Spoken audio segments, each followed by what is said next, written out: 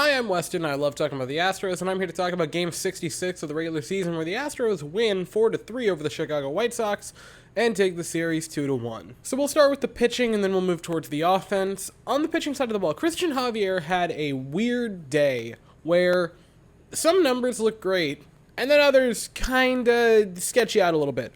5 innings of 1-run baseball with only 2 hits and 5 strikeouts. Pretty darn solid. A good game. Then you look at walks and hard hit balls. 6 hard hit balls, 4 walks in 5 innings is just not great. Now, 5 strikeouts is still solid. On top of that, he had 10 swings and misses in only 5 innings. So he had stuff that was working clearly. But a couple of hard hit balls, the 4 walks really doesn't look great on a sheet. But I don't think he pitched terrible either, right? 6 hard hit balls is not great. But that's about 1 an inning. You can live with that, and you're gonna have a team hitting to hard outs. That's just the way it works out. So it wasn't a bad day for Christian Javier by any means. The walks you'd like him to clean up, and I think you can look at this day as like a hey, you didn't pitch incredible, you were solid, and you didn't have to pay for the walks. But you gotta clean that up going forward. Ryan Stanek was good, gave up a hit, but that was it. No runs, no walks. Did get a strikeout after that. Rafael Montero came in, same thing. Strikeout, no walks, no runs, did give up a hit. Hector Neris wasn't great. He would give up a pair of hits, get a strikeout, no walks, but also a pair of runs. He was just sort of, and made you kind of tug at your collar a little bit in the 8th inning. And Ryan Presley, aside from a leadoff walk, was lights out in the 9th inning to close it out for the Astros, giving them the win. Now, offensive side of the ball. King Tuck gets us on the board first inning, RBI single to score Jose Altuve. He is now up in the 4th slot because Yordan Alvarez injures himself yesterday in the game, which is just so great because it was such an important game, and by that I mean we lost 7-0 and lost the best hitter in baseball. Now positive, not a broken hand, which is what apparently the Astros thought at first, which I heard that and I almost felt my pants fill with poop. But it's okay. He doesn't have a broken hand. He's okay. Probably just going to miss a few games, but that's still not great, especially with what we're about to face. I'm going to talk about that in a second. But Tuck, in his spot, did good. Had that RBI single. Astros are up 1-0. After that, filling in his role as DH, JJ Metanjevic homers. His first as an Astro, his first in Major League Baseball, and what a time to get your first Major League hit, because if I'm not mistaken, that's his first hit as well. Homers into the Crawford boxes, and it is 2-1 Houston. In the 5th inning, the White Sox get on the board, an RBI double by Luis Robert, and it's a 2-1 Astros lead. But then Mauricio Dubon homers to make it a 4-1 Astros lead, and Mauricio Dubon and JJ Metanjevic hitting home runs in the same game. Just to fill out the bingo card. Also, both of them pimped the bat flips, which was honestly just a thing of beauty. Dubon's bat flip and celly was perfect. Like, I am rooting for him so hard. He just seems like such a good locker room guy. And boy, oh boy, was he excited about that home run, his first as an Astro. And then the 2 runs later on in the 8th inning, the triple and then the ground out. But hey, it's okay, we still won. And because we won, we can ignore the fact that Hector Neris has kind of looked not wonderful recently.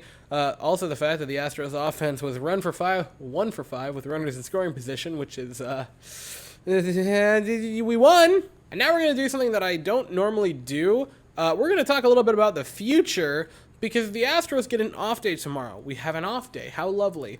And then we get ready to run the gauntlet. We have 9 games on the schedule that are going to pretty much tell us who we are. Tuesday night and Wednesday afternoon, the Astros host the National League leading New York Mets for 2 in Minute Maid. Then we go on the road to the Bronx for 4 games against the Yankees, to Queens for 2 more against the Mets, and then we have 1 more against the Yankees back in Minute Maid, just 1 against the Yankees in Minute Maid, just as a friendly reminder that, hey, there was a lockout this season and we had to reschedule everything. There are currently 4 teams in Major League Baseball with 40 wins, and we're about to have 9 consecutive games against 66% of them not named the Houston Astros, because we can't play the Houston Astros because we are them. Although I guess we kind of can play ourselves because we've shot ourselves in the foot and basically lost ourselves games many times this year. I'm not going to go down that road. I need to stay focused.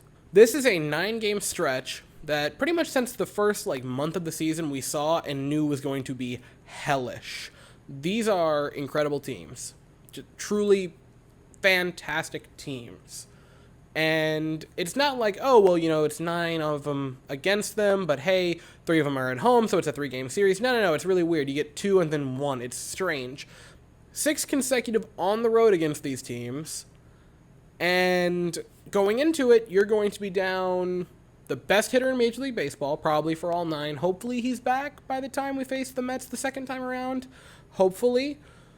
And you're probably also down Jeremy Pena for that stretch. So you're down 2 great players in your lineup, 2 key players of your lineup.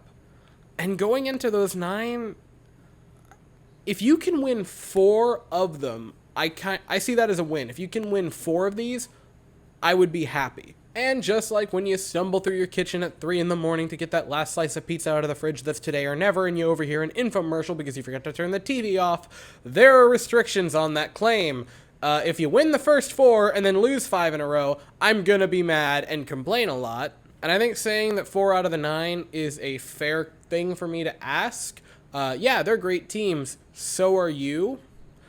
And, it's not lost upon me that you're missing your best hitter and one of your best players in both Jordan and Pena.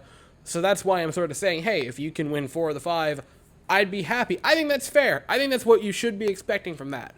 So that nightmare time starts Tuesday night, 8:10 Eastern, 7:10 Central. We send Jose Urquidy to the mound. The Mets have not named their starter yet. But honestly, their entire rotation is good, so just mentally prepare yourselves. Anyway, I'll be here afterwards to talk about it, and that's all I have to say for the evening. So, thank you all so very much for watching. I hope you all have an absolutely fantastic day, and as always, go Stros!